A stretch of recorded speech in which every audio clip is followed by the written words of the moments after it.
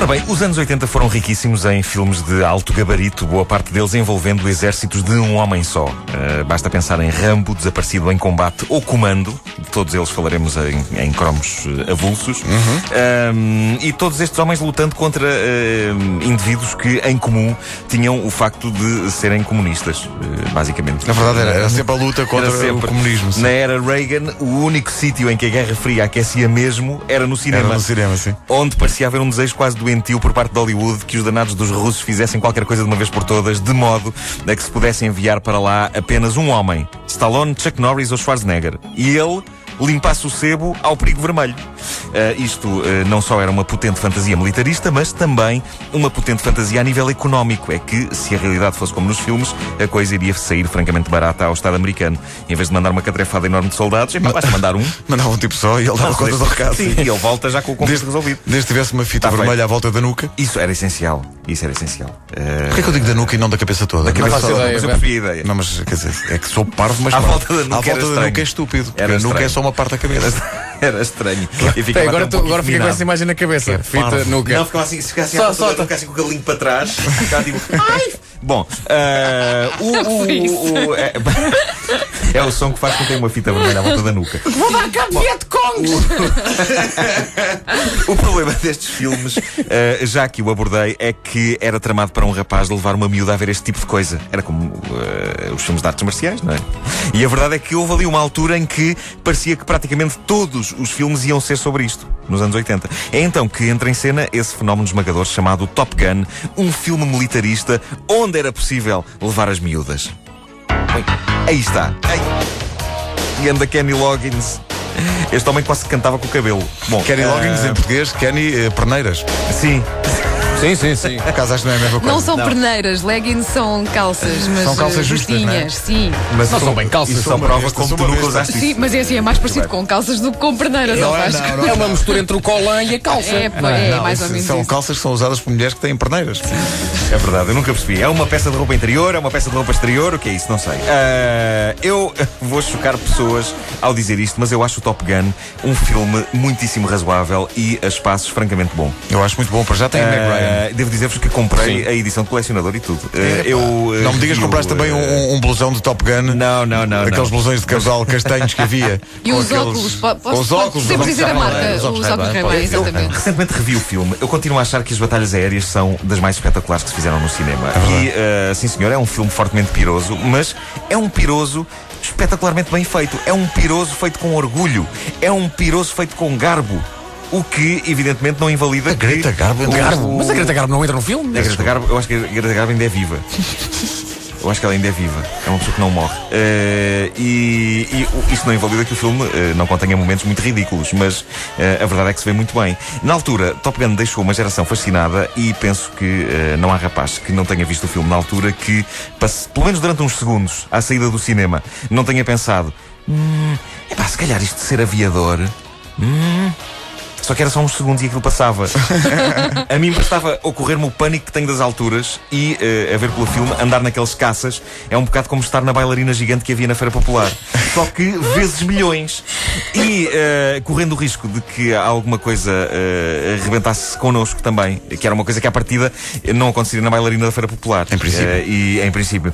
E como eu, mais rapazes pensavam assim. E portanto o que acontecia é que retirávamos do Top Gun só o essencial para impressionar miúdas. Ou seja, o tal sonho de possuir uns óculos escuros e um blusão iguais ao do Tom Cruise. Lá está. Era o quão aviadores nós queríamos ser. E andar de moto. Os óculos escuros do Tom Cruise dessa altura estão na moda. Estão na moda. Eu tenho uns. É verdade. Por isso é que diz que está na moda. E quando tu os pões, eu digo: está aqui o Tom Cruise. Não é o Vasco. A altura é muito diferente. Exato. Pois é. Não, tu és mais alto. E como a Wanda é loura, muitas vezes diz: está no par do Top Gun. Não quero. Não quero porque ela parecia muito mais velha do que eu. E acho que é o outro motivo pelo qual não quer ser comparada com o Kelly McGillis. Porquê? Acho eu. Soube-se há pouco tempo que ela afinal. Não fazia ideia disso. Deixou os filmes, foi para camionista. Mas nós não queríamos ser aviadores. É verdade, eu via passar num tiro outro dia. Oh, meu Deus. Ela dizia sempre, para qualquer sítio um dia, é um tiro até lá chegar, é um tirinho. Bom, mas nós no fundo queríamos ser aviadores sem parte dos aviões. Sim. Mas de resto, tudo igual, tudo igual. Ora, se é verdade que eu tive um casaco branco como o do Crockett no Miami Vice, é com grande mágoa que vos digo que nunca tive nem uns óculos nem um blusão à Top Gun. Está mal. Eu sentia que era demais para mim, que eu nunca conseguiria enganar ninguém. Não fosse passares com isso em Benfica e alguém virasse e dizer, ó maricón. Sim, já bastava ter acontecido uma vez. Eu já era caixa de óculos na época do Top Gun, e para ter uns óculos escuros à Tom Cruise, eles teriam de ser graduados, e tudo isso parecia uma trabalheira tremenda para algo que dificilmente teria grande resultado. Mas conheci quem tivesse óculos e blusões à Top Gun, e havia-os bem baratos, às dúzias, nas feiras, tão genuínos como uma banda de covers dos YouTube feitos de espada à cinta. Tão genuínos eram. Mas a parte da moda não foi a única fantasia, o único fetiche que Top Gun impregnou nas nossas mentes. O Top Gun pôs-nos a desejar ter uma mota, por exemplo, e pôs-nos a desejar algo mais. Eu disse-vos que isto era o filme militarista onde podíamos levar as miúdas. Põe aí. Porque Top Gun tinha a tal história de amor lá dentro. Tom Cruise apaixonava-se por uma professora do exército, interpretada por Kelly McGillis, uma atriz que assegurou a imortalidade com apenas 2 filmes, este e A Testemunha, Harrison Ford. Não esquecer, atenção, os acusados. Os acusados também era com ela, tem razão. Então 3 filmes, pronto, não mais do que isso. Mas ela foi um bocadinho um erro de casting para o Top Gun, não foi? Ela na altura estava muito na berra. Estava na berra. Está bem, mas aquele casal, aquilo era um bocadinho estranho. Estava na berra. Ela era assim muito matulona para ele. Era matulona. Ou ele era demasiado canino. Então Ele pronto. devia estar durante as cenas com ela, devia estar em cima de uma caixa. Era o que ia acontecer. Uma caixa com rodinhas. Ela desapareceu, aquela McGillis, mas nenhum de nós a esquece. E como se não bastasse o sonho de um tipo de ser aviador e ter óculos e blusão e mota, ficámos também com o sonho de ter uma namorada mais velha.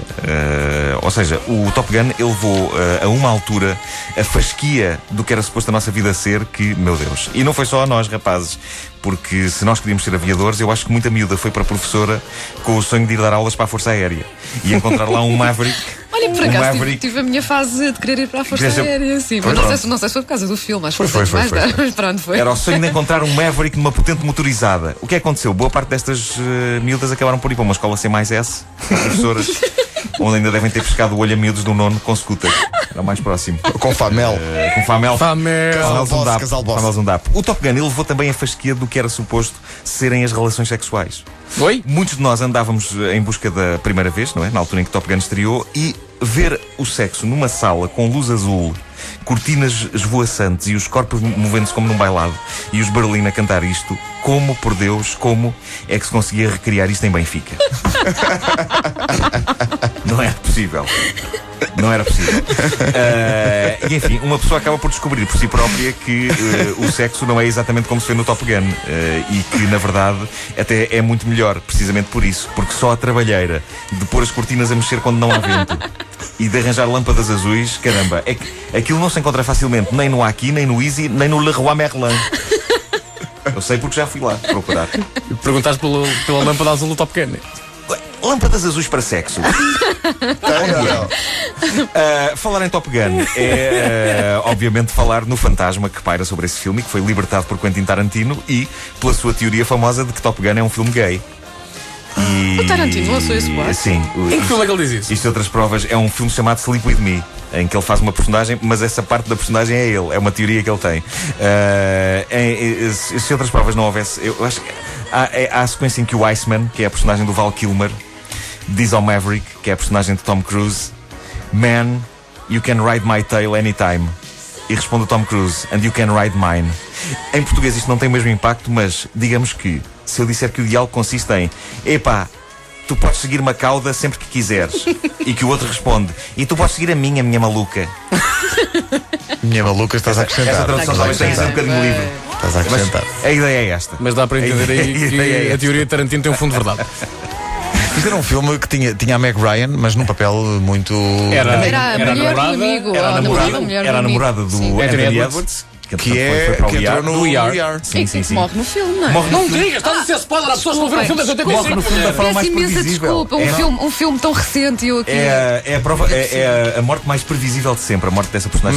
Mas antes de voarem, eles estão a fazer imensos planos para o futuro. E tu já sabes, estás a ver aquilo e pensas: ui, que vai acontecer, seria. Ou é o Tom Cruise ou é o outro. Tom Cruise não pode morrer, que é o herói. Claro, só podia ser o outro. Como é que ele se chama? Anthony quê? Edwards. Ele é o Pedro Granger de Hollywood, porque já sabe quando ele entra, morre. Também acontece isso no IAR. Ele também vai desta para melhor. Num episódio dilacerante. É verdade, não há vai dizer. Mas sabes que o Top Gun também tem outra coisa que quem viu depois pensa: eu gostava muito de fazer isto, que é conquistar uma mulher cantando You Never Close Your Eyes Anymore. Já experimentaste? Já num bingo. Eu agora que sou Markles. Vais ter que fazer isso com a aplicação do iPhone. Devo dizer-vos que foi um êxito a gravação da canção. O seu MySpace está em alta. O MySpace está em alta e o iTunes diz: temos que vender isto. Eu já tenho pessoas, editoras em fila atrás de mim. É o estado a que chegaram as editoras também.